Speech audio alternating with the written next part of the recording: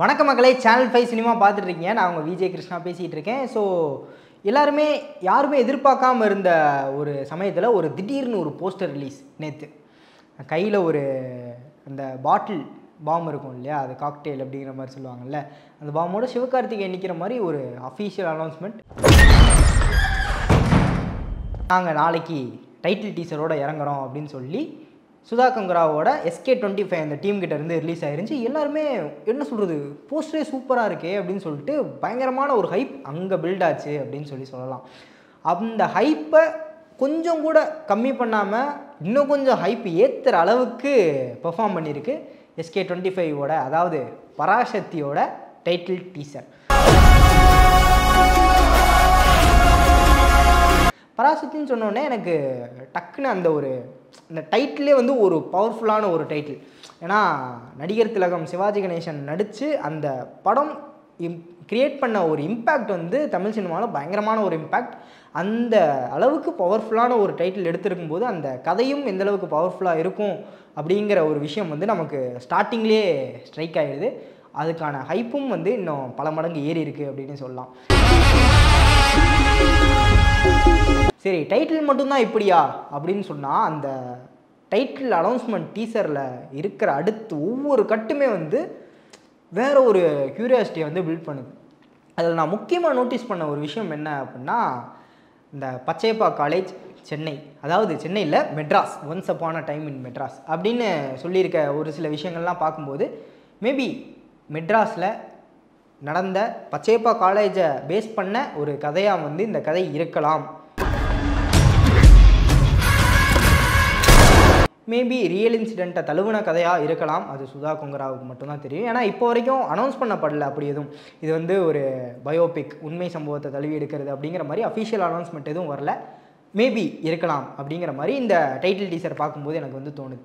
அதுக்கடுத்து பார்த்தீங்க அப்படின்னா, அந்த ஸ்டூடெண்ட்ஸ் டோன்ட் டச் அப்படிங்கிற ஒரு விஷயம், அதை கடைசியில் SK அவர்கள் அடிச்சுட்டு அந்த எழுதுனது டோன்ட் டச் த ஸ்டூடெண்ட்ஸ் அப்படிங்கிறதா இருக்கட்டும், கடைசியில் அந்த ஒரு டைலாக் சேனை ஒன்று தேவை, பெருஞ்சேனை ஒன்று தேவை அப்படின்னு திரட்டுறது எல்லாமே வந்து ஒரு போராட்டம், இல்லைன்னா வந்து ஸ்டூடெண்ட்ஸுக்கு இடையில் இருக்கிற ஒரு புரட்சி. இது அரசியலை நோக்கி இருக்கா, இல்லை வந்து கவர்மெண்ட்டை நோக்கி இருக்கா, இல்லை அந்த காலேஜோட மேனேஜ்மெண்ட்டை நோக்கி இருக்கா அப்படிங்கிறது சத்தியம் ஐடியா இல்லை. ஆனால் அந்த கேட்கும்போது நமக்கு ஒரு விஷயம் ஒன்று, என்ன தான் காலேஜ் முடித்து ஒரு 1-1.5 வருஷம் எனக்காகி இருந்தாலும் இப்போ வரைக்குமே வந்து அந்த ஸ்டூடெண்ட்ஸுக்கான படம், நமக்கான படம் அப்படிங்கிற ஒரு கனெக்ட் வந்து என்னாலையும் எல்லாராலையும் வந்து கனெக்ட் பண்ணிக்க முடியும் அப்படின்னு சொல்லி நான் நினைக்கிறேன். அந்த கனெக்ட் பயங்கரமாக இருக்குது. அவர் அந்த சீன்லாம் வந்து பார்க்கும்போது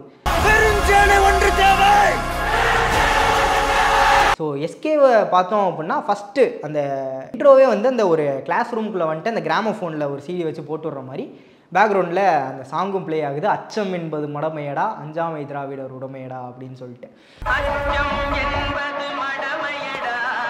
அந்த பாட்டோட வெயிட்லேருந்து அந்த அப்படியே ஸ்டார்ட் ஆகுது இந்த டீசர்.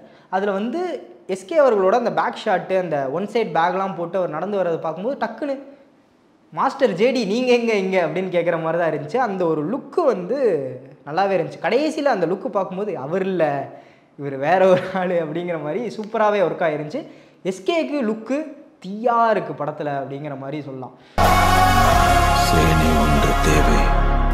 SK இந்த பக்கம் அப்படின்னா, அதுக்கடுத்து அப்படியே வந்து அதர்வாக்கு ஒரு லுக்கு காமிச்சிருந்தாங்க. காலேஜ் பையனாக வந்து ஒரு ரோல் ப்ளே பண்ணுறாரு அப்படிங்கிறது நல்லாவே தெரியுது பார்க்கும்போது. அங்கே அந்த ஷாட்லாம் வந்து காட்டும்போது பின்னாடி நோ ராகிங் அப்படிங்கிற மாதிரி நிறைய வாசகங்கள்லாம் அந்த காலேஜ் செவர்களில் வந்து கிறுக்கப்பட்டிருக்கு.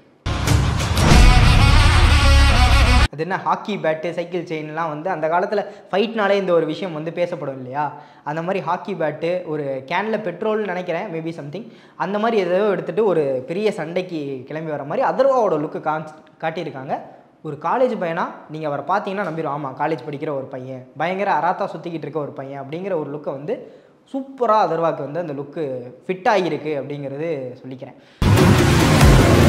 அதுக்கப்புறம் அப்படியே இந்த பக்கம் வந்தீங்கன்னா ஒரு ரெட்ரோ கார் சூப்பராக அந்த டோனே வந்து ஃபுல்லாக ரெட்ரோ டோனில் தான் இருக்குங்கும்போது அந்த ஒரு காரில் ஸ்ரீலீலாவோட என்ட்ரி, அவங்க அந்த ஒரு டைலாக் ஏறி உட்காந்ததுக்கப்புறம் செத்துருப்படா நான் வரலேனா அப்படின்னு சொல்லிட்டு அந்த டைலாக் சொல்கிறது ரொம்ப சூப்பராக இருக்குது. செத்துருப்படாடோ. அதுக்கடுத்து அப்படியே இந்த பக்கம் பார்த்தீங்க அப்படின்னா, நம்ம ஜெயம் ரவி இல்லை ரவி மோகன் அவரோட ஒரு ஷாட். அந்த கன்னை வச்சு ஒரு போஸ்டரை, அதாவது ஒரு டார்கெட்டை மாற்றி டும் டும் டும் டும்னு சுட்டுக்கிட்டு இருக்காரு. அதை பார்க்கும்போது எனக்கு டக்குன்னு அந்த தனி ஒருவன் இல்லைன்னா அந்த போகன் அந்த படத்தோட ஒரு டச்சு அந்த ஒரு ஃபீல் வந்துட்டு போச்சு.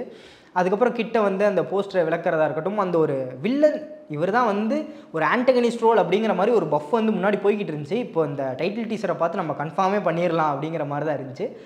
ஒரு 2-3 ஷார்ட்ஸ் தான் வந்திருப்பார் இந்த சீனில். அதுலேயே ஒரு வில்லனிசம் அவர் கண்ணில் தெரிஞ்சுது அப்படிங்கிற மாதிரி பார்க்கலாம். இருந்தாலும் அவர் ஆன்டகனிஸ்டாக எந்த அளவுக்கு இந்த படத்தில் ஒர்க் ஆக போகுது அப்படிங்கிறது தெரியல. அது படம் பார்த்தா தான் தெரியும். மேபி இந்த டைட்டில் டீசர் பார்க்கும்போது ஒரு பெரிய அளவுக்கு நம்பிக்கை வந்திருக்கு. ஓகே, ஒரு பயங்கரமாக ஒரு சம்பவம் பண்ண காத்திருக்காரு அப்படிங்கிற மாதிரி பெரிய அளவுக்கு நம்பிக்கை வந்திருக்கு. அதுக்கப்புறம் பார்த்தீங்க அப்படின்னா மியூசிக், நம்ம செல்லக்குட்டி ஜீவியை சொல்லியே ஆகணும். அவரோட 100வது படம் இந்த பராசக்தி. அப்படி இருக்கும்போது இந்த டைட்டில் டீசரில் வந்த மியூசிக் சூப்பராகவே ஒர்க் ஆகிருந்துச்சு. ஒவ்வொரு கட்டுமே மியூசிக்கோடு சேர்ந்து பயங்கரமாக எலிவேட் பண்ணி கொண்டு போயிருந்துச்சு. ஹைப்பு பயங்கரமாக பில்ட் பண்ணியிருக்கு இந்த பராசக்தியோட டைட்டில் டீசர் அப்படின்னே சொல்லலாம் ஈஸியாக.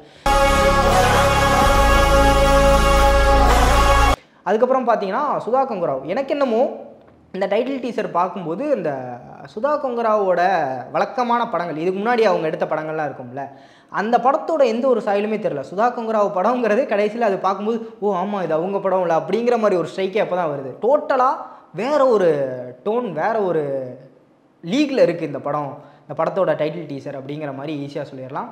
பயங்கரமான ஒரு ஹைப்பு பில்ட் ஆகியிருக்கு. எனக்கு உங்களுக்கு எந்தளவுக்கு ஹைப்பு பில்ட் ஆகியிருக்கு அப்படிங்கிறத நீங்கள் கீழே கமெண்ட் பண்ணுங்கள். இந்த படத்தை பார்க்குறதுக்கு எந்தளவுக்கு ஆவலோடு இருக்கீங்க அப்படிங்கிற உங்கள் ஹைப்பை கமெண்ட்ஸில் தெரிவிச்சுக்கோங்க. மற்றவங்களும் பார்த்து தெரிஞ்சுக்கிட்டும். இந்த படத்தோட அடுத்தடுத்த அப்டேட்ஸுக்கு நான் வெறிகொண்டு காத்திருக்கேன்.